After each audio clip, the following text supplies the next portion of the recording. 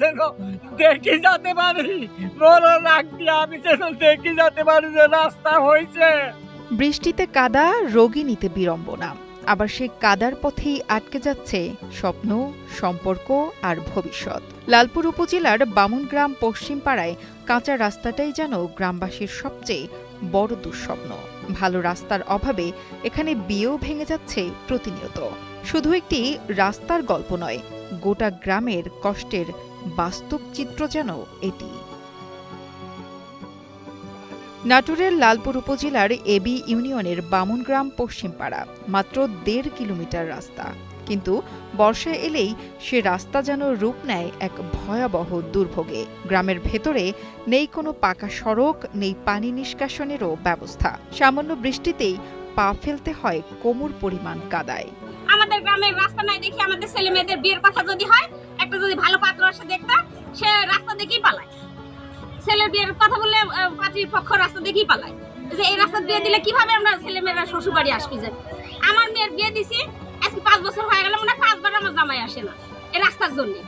আর ওই যে পাত্রীপক্ষ দেখতে আসলে বর পক্ষ পালায়, বর পক্ষ দেখতে আসলে পাত্রীপক্ষ মানে ইয়া হয়ে যায়।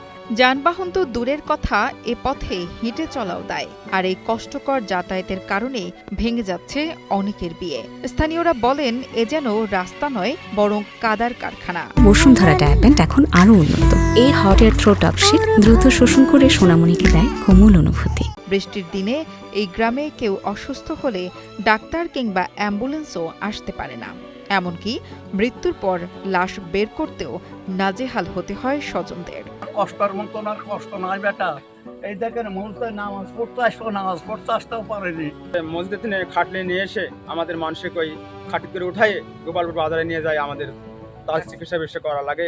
এই রাস্তা আমরা কোনোভাবেই আমাদের শত চেষ্টা করি, করতে পারতেছি না। প্রশাসনের কাছে আমরা বারবার আমাদের আবেদন করছি, রাস্তাটা করতে পারতেছি না।